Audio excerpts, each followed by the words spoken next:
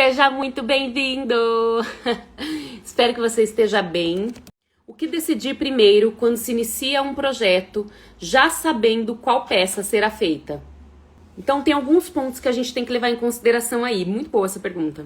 Primeiro ponto é, se a gente já sabe qual peça que vai ser feita, a gente tem que saber aonde ela vai ficar, para que ela vai servir, se vai ter passagem ou não de pessoas por ali, vai algum objeto dentro dela, desse projeto? Deixa eu pensar o que mais que precisaria pensar. Qual é o tamanho final desse projeto? Quando, onde, por quê, como? Basicamente essas perguntas que você tem que responder. E aí uma vez que você responde essas perguntas, você já tem em mente aí como prosseguir. E aí gente, não tem regra, tá? Não existe regra para criar. Cada um cria de uma forma. E aqui eu tô falando da minha experiência com a criação, né? E aí eu normalmente planejo essa criação dentro de um caderno. Eu vou planejando essa criação num caderno, coloco todos os detalhes ali, de medidas, do que eu vou usar, qual cordão eu vou usar, qual tipo de cordão, qual cor, qual tipo de haste. E aí todas essas informações unidas, já com essas informações unidas, eu vou para a prática. Então, basicamente, esses são os pontos que a gente precisa levar em consideração aí. Como eu armazeno meus produtos prontos? Eu não tenho muitos produtos prontos, tenho poucos. Os que eu tenho, normalmente, ou eu penduro no armário, numa parte do armário, ou eu guardo em caixas. Mas eu tenho, assim, hoje em dia eu tenho mais porque eu trabalho com as aulas, né? Mas eu tenho, assim, a vida toda, durante esses anos todos, eu muito mais produzi sob encomenda e não tinha pronta entrega, tá? Mas basicamente o que você precisa prestar atenção no momento de armazenar os seus projetos prontos é se tem umidade no lugar que você está armazenando, se tiver, você pode colocar aqueles pó, sabe? Aquelas coisas prontas já de tirar a umidade. Se tem muita poeira no lugar que você, né? Se for um lugar aberto, se tem muita poeira, e aí você vai ter que limpar com frequência, né? Tirar essa poeira com frequência. O que mais? Normalmente, quando a gente dobra um projeto, que nem no meu caso, que eu guardo em caixas, ele tende o cordão tende a amassar. Então, uma outra possibilidade também, no momento que você for retirar isso da caixa, por exemplo, passar um ferro ou então uma chapinha, caso esse cordão possa ser aquecido, né?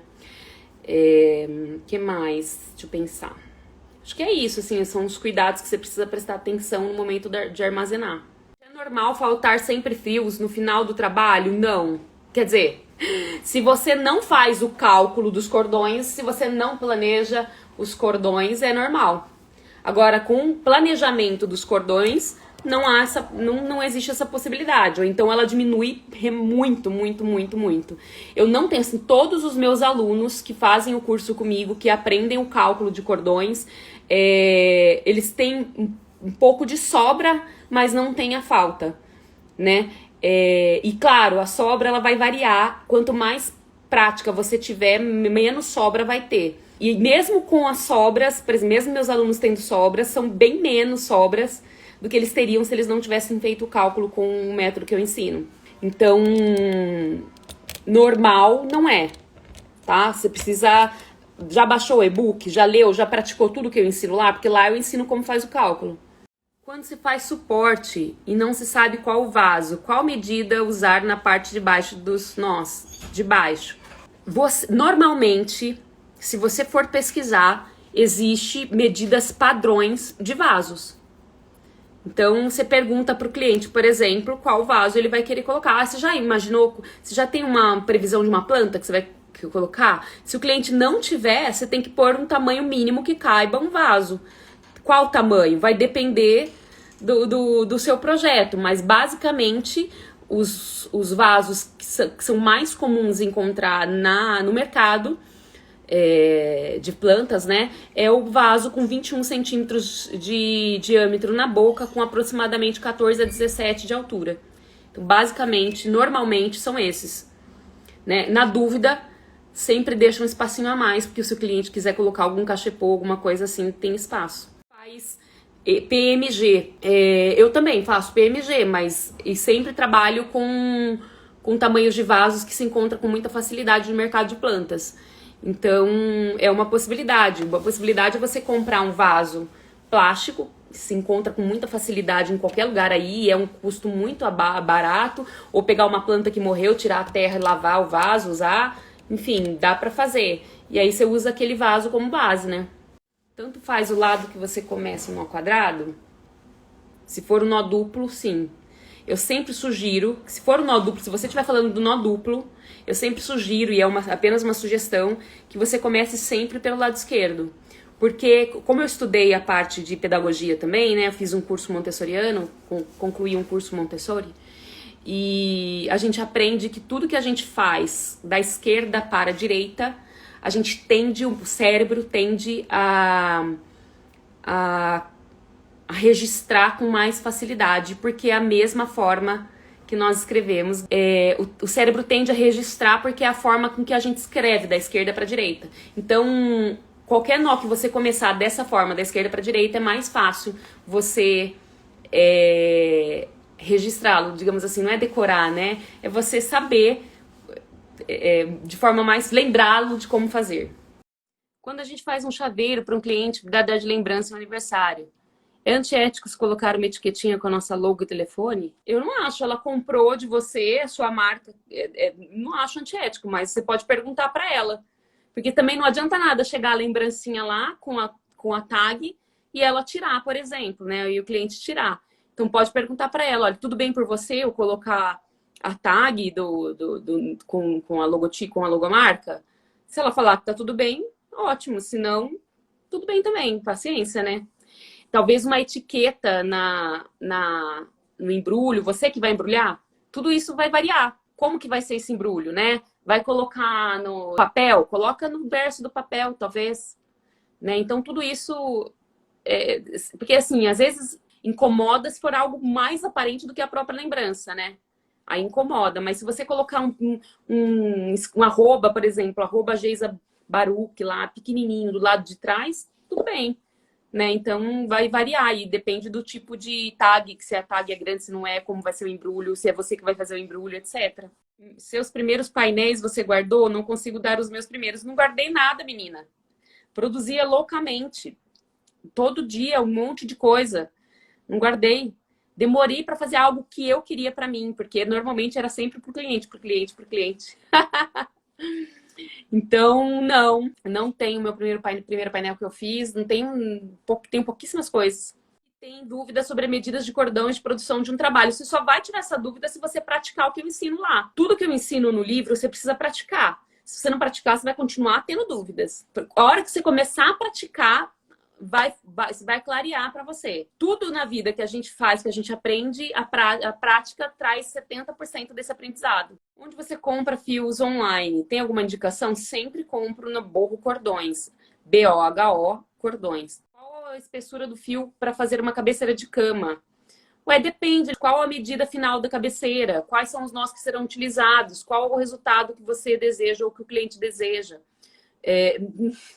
Não sei, é muito variado. Depende, não sei, se for grande eu usaria uns 4 milímetros, talvez. Se for muito grande eu usaria uns 5, depende. Depende do tipo de cordão que vai ser usado também. Gente, eu não tenho isso, tá? Entendam o seguinte, não existe regra. Eu não tenho um cordão que eu mais uso. O que eu mais uso é o que eu mais vendo. Se o cliente pediu, é o que eu vou usar.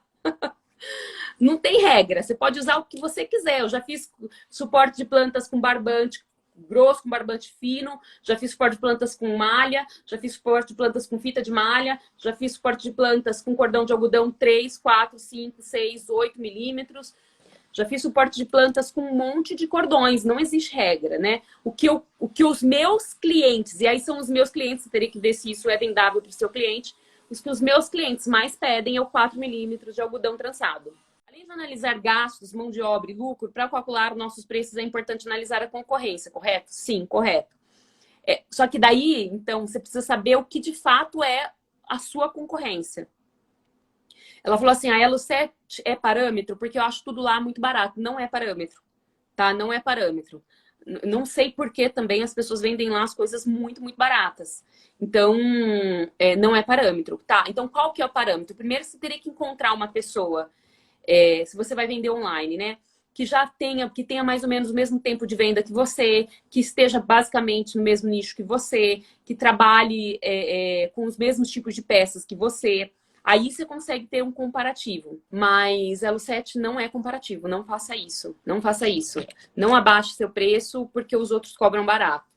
Tá? Então faz o cálculo mínimo que você precisa cobrar e cobra com lucro, né? Claro. E cobra aquele valor. E aí você pode aumentar ou diminuir o lucro, mas cobre sempre o lucro. Outra coisa que você precisa analisar é o seu valor. E aí, quando eu tô falando de valor, eu não tô falando de preço, né? Tô falando, por exemplo, de o seu produto é inovador, os cordões que você usa têm qualidade, os seus produtos são criativos, são diferentes do que tem no mercado, você já é autoridade no assunto na sua região, na sua área. Então, tudo isso também muda o valor do seu produto. Isso também deve ser considerado no preço.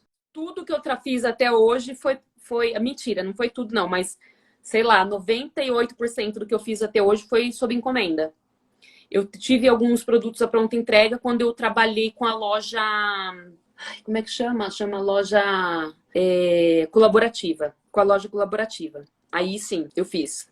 Pouquíssimos também, porque a loja colaborativa tinha uma questão da gente fazer a pronta entrega, e aí fazia, vendia, já fazia mais, entendeu? Não fazia um batalhão de coisas também lá para deixar lá. Eram 5, 6 suportes, 2 painéis, sabe? Tinha uns 10 chaveiros e assim a gente ia fazendo. Cordão 24 fios, dá para fazer suporte de plantas? É um cordão forte? É um cordão forte, dá para fazer suporte de plantas. Agora o resultado, se você vai gostar ou não do resultado, aí vai depender de você, do que você deseja, né? Onde eu faço as minhas etiquetas? Eu fiz as minhas, eu não sei se é uma loja local aqui, chama São José. Dá uma olhada, eu fiz de MDF algumas e tenho de papel outras, né? Daí papel eu faço local também, em gráfica local. Esse valor entra no acréscimo do lucro ou no custo da mão de obra? Eu, particularmente, sempre coloco no custo da mão de obra, tá? Então, é como se a minha hora ela é mais cara pelo valor que eu tenho, entendeu? Basicamente é isso. Com a experiência que eu tive, que eu criei, com a autoridade que eu criei, a minha hora fica mais cara. Faço suporte de plantas com a linha Amigurumi Max, só encontro ela na minha cidade. É muito fina? Eu acho bonito, é fina, mas eu acho bonito, fica com uma franja bem bonitona, né, volumosa, né? Para fazer uma peça, tem que obrigatoriamente saber o tamanho final do cordão? Sim, obrigatoriamente. Do cordão não, da peça? Sim, obrigatoriamente. Obrigatoriamente. Se você for fazer cálculo de cordão, obrigatoriamente você tem que saber o tamanho final do projeto. Já explico isso também desde 2019, lá no meu livro, tudo detalhado. Vai lá. Suporte 24 fios, até quantos quilos suporta? Gente, isso não é uma preocupação real que vocês devem ter. Não é. Você vai colocar um vaso de 100 quilos no suporte de plantas? Vou, Priscila, vou colocar um suporte de 100 quilos, um vaso de 100 quilos no suporte de plantas. Então, o que você tem que fazer? Na dúvida, sempre adicione mais cordões. Ou trabalhe com um cordão mais espesso. Sempre. Essas são as duas questões. Ou um cordão mais espesso, ou maior quantidade de cordão, ou uma trama maior. Em vez de você fazer uma sequência de nó duplo, você faz um tapete de nós intercalados, de nós alternados. Então, isso não é uma preocupação real. A preocupação real de vocês em relação a peso deve ser em relação à argola e em relação ao nó que você dá abaixo do vaso. Isso é uma preocupação real. Ah, Priscila, mas tem 100 toneladas. Então, você vai usar um cordão que seja mais resistente, com maior qualidade e uma maior quantidade de cordão. Tá? Então, tudo que vocês tiverem dúvida em relação a peso, você sempre ou aumenta a quantidade de cordões a ser utilizado ou aumenta a espessura do cordão a ser utilizado. Isso não é uma preocupação real para um vaso comum. Não é. Só para vocês terem uma ideia, eu já coloquei vaso comum de 3, 4 quilos num suporte feito de um cordão de 8 fios.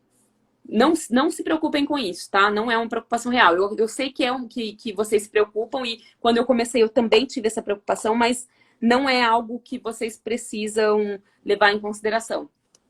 Assim, a não ser que vou colocar uma criança numa balança, vou colocar uma criança num berço. Aí sim, então o que eu vou fazer? Vou trabalhar com a maior quantidade de cordão ou maior espessura do cordão para que não aconteça nenhum tipo de acidente. Alguma dica para fazer festonê com a união dos fios? Achei terrível fazê-lo com mais de um cordão.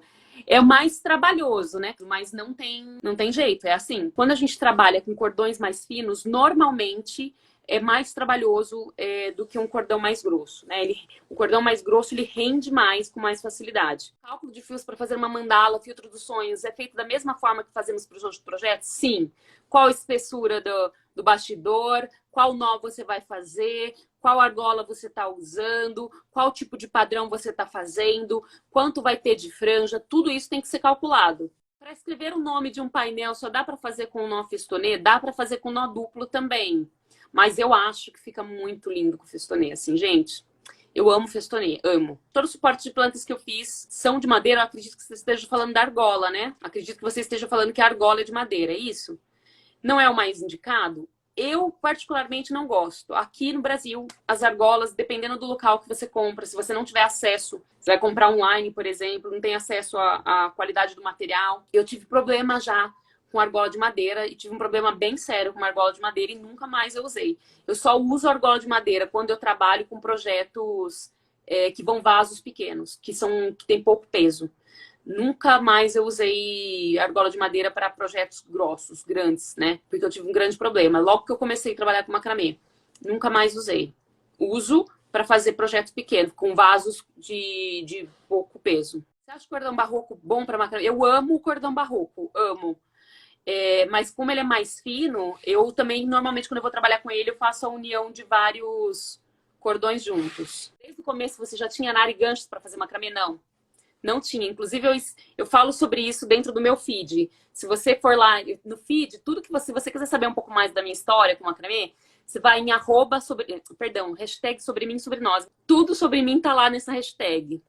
Sobre mim, sobre nós. Tudo o que eu falo sobre mim dentro do feed, minha história tá dentro dessa hashtag. Eu comecei sem nada.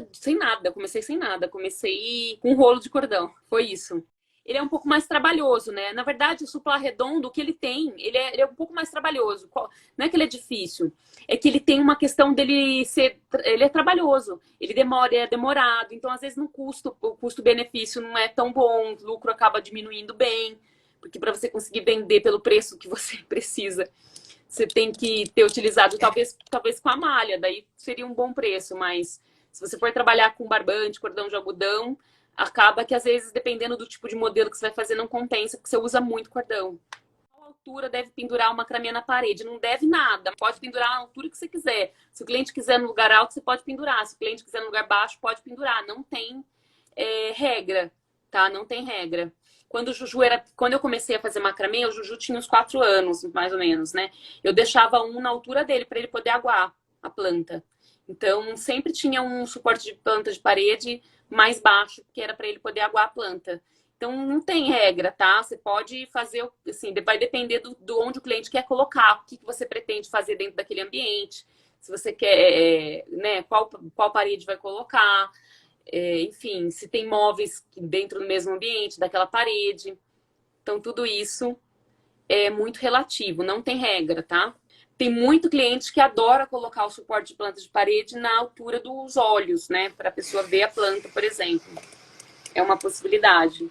Algum site de confiança para comprar cordões? Gente, eu compro muito com a Borro Cordões, né? Vocês sabem que ela é minha parceira. Ela acaba até... Às vezes eu nem compro, ela envia os cordões para mim. Então, normalmente, quando eu preciso comprar online, eu compro com ela. E a Casa das Cordas, né? Esse cordão que eu tô trabalhando hoje, ele é da Casa das Cordas. Eu nunca comprei online, tá? Com eles, mas eu sei que eles entregam.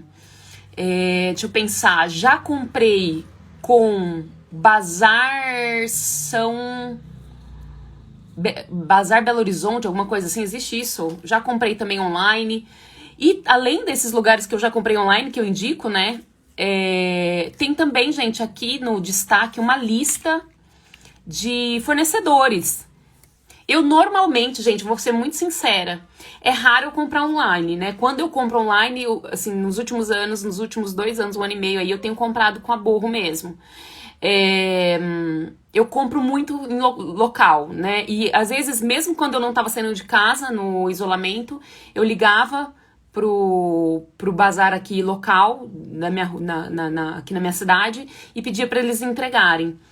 Então, às vezes, também você consegue fazer isso por aí, né? Buscar os bazares que estão próximos a você, quais tipos de cordões que eles têm, etc. E pedir para eles entregarem. É bom que eles mandam foto, eles dão todos os detalhes pelo WhatsApp, assim, é muito fácil. Sobre combinar cores, gente, sempre que vocês quiserem saber como combinar cores, busca isso, né, no site de buscas. Quando eu não conhecia, porque tem uma técnica chamada colorimetria, que é a técnica de combinação de cores, né? Assim, você consegue, que é uma roda, um círculo mesmo de cores, que ele trabalha com as combinações dessas cores, né? Uma invertida da outra, são cores que combinam, tal, tem umas regras lá que tem que seguir. Depois você dá uma pesquisadinha. Mas antes de eu conhecer isso, eu buscava muito por paleta de cores, né? Então, por exemplo, vou lá no site de busca e faço assim, escrevo lá, paleta de cores verdes, paletas de cores marrons, paletas de cores com rosa. E aí vem uma paleta de cores mesmo, vem cores, né? O que é uma paleta de cores? São união de várias cores que combinam entre si. Isso também ajuda muito na questão de você saber combinar cores. Facilita, né? Agora, gente, tem que estudar. Como tudo, tá? Não adianta a gente querer fazer algo sem se aprofundar naquilo, né? A gente tem que estudar, Então, se eu quero saber sobre cores, vou ter que estudar sobre cores. Quando eu comecei a fazer macramê, que eu só vendia suporte de plantas, eu tive que estudar sobre plantas, né? Eu nunca tinha cuidado de plantas, porque eu sempre mato minhas plantas. O César que cuida melhor. Então, mas eu tive que aprender sobre plantas. Quais plantas eram melhores ficar na sombra, quais eram melhores para o sol, quais eram meia-luz,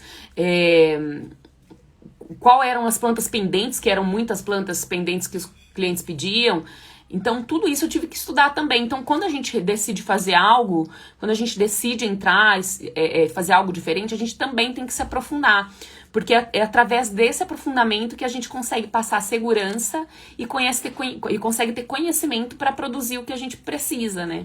É de extrema importância. Fala um pouco sobre o fio polipropileno. Falar sobre o quê? É um fio sintético, né? O fio de polipropileno. Ele também é conhecido como fio náutico. Agora, tem diversas espessuras.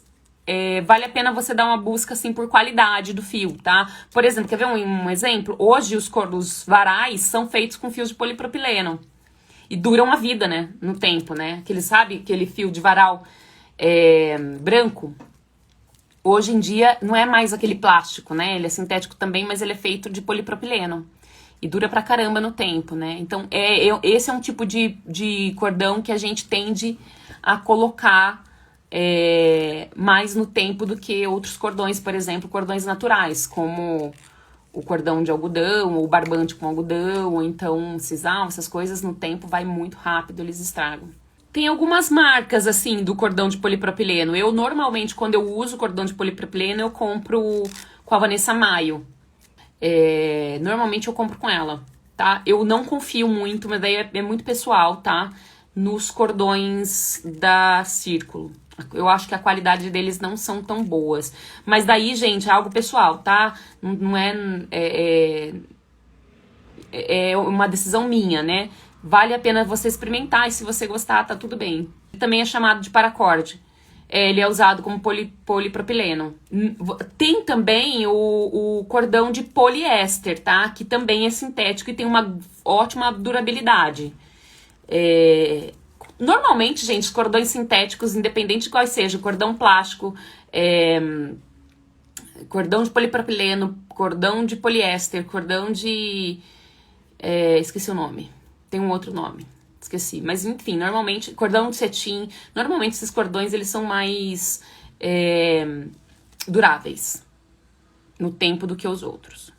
Eu não gosto muito do náutico da Círculo. Vendo muito hangers pra sítio, procuro fios que não pegam umidade. Todos os fios, se ficarem no clima, eles vão acabar pegando umidade, né? Vai depender da região que você também tá, porque às vezes a região é muito úmida. Então, a umidade ele vai ter. A diferença é que se eles secam ou não com facilidade, ou se eles estragam ou não com facilidade, né? Indicaria, sim, os cordões de polipropileno e poliéster são ótimos. Né? Se você for comprar cordas também náuticas, são ótimas. Nossa, tem uma durabilidade de vida, assim. Cordas, né? Tem um padrão de medida de suporte de plantas? Não existe um padrão. Eu tenho o meu padrão, eu ensino sim isso dentro do curso. Mas já ensinei isso aqui também milhares de vezes para vocês. Não existe uma regra, tá, de padrão de suporte de plantas. É você quem decide o tamanho que você quer colocar, tá, o seu suporte de plantas. Eu tenho, por exemplo, o meu P tem aproximadamente 60 centímetros, o meu médio tem aproximadamente 90 a 1 metro, e o meu G tem 1,20 m, 1,30 m. Mas isso é uma decisão minha. Não existe uma regra. Na criação nunca tem regra, tá? Nunca. Na técnica do macramê, sim. Na criação, não. Não deixe ninguém te colocar regras na sua criação. E a medida está dentro da sua criação. É você que vai decidir a medida que o seu suporte vai ficar. É o cliente que vai falar para você qual é o suporte que ele quer, qual é a medida de tamanho que ele quer. Que fio que você indica para fazer os detalhes coloridos no suporte de plantas? Eu uso muito meada, uso muito Anne, Cleia, sabe? Uso muito esses fios. Gosto muito deles. Anne e Cleia e meada. É que a meada é mais cara, né? Mas às vezes eu só encontro na cor que eu desejo na meada. Uso até barroco, gente. Dependendo do tipo de projeto que eu tô fazendo, uso também. Barroco, uso lã, uso o que tiver, na verdade. Mas eu gosto bastante do da Anne e Cleia. Gosto bastante desses tipos de cordões para fazer adição de decoração nos projetos, né? Que eu uso para desfiar barbante. Gente, o barbante normalmente ele desfia com muita facilidade, né? Eu adoro aqueles pentinhos de vô, sabe? Aqueles pentinhos bem... Vou mostrar pra vocês. Pentinho de vô, sabe? Pentinho preto. Adoro. Marrom, aqueles de vô. Uso muito pra desfiar. Esse daqui. E começa sempre de baixo pra cima. Eu ensino tudo isso detalhadamente, tá, gente? Em aulas. Tem várias aulas lá do YouTube que eu também ensino. Mas eu começo sempre de baixo pra cima e vou desfiando. Outra coisa que eu uso muito pra desfiar os cordões no começo, principalmente cordão que não é barbante, tipo cordão trançado, que é mais difícil de desfiar, eu uso o abre-casas, que é esse aqui, ó. Vocês devem ter aí em alguma coisa de costura, o abre-casas. Ele facilita muito no momento que você vai abrindo de baixo pra cima. Ajuda muito no caso de cordão trançado fechado, né? Facilita esse processo também.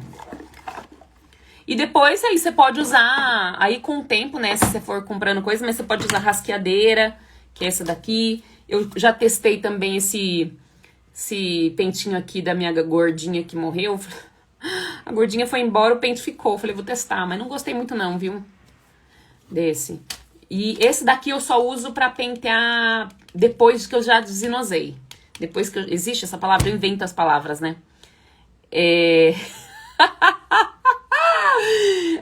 Depois que eu já tirei todas, depois que eu abri os fiozinhos, daí eu uso essa rasqueadeira. Eu não engomo com pincel, gente. Todas as vezes que eu engomo, eu trabalho com...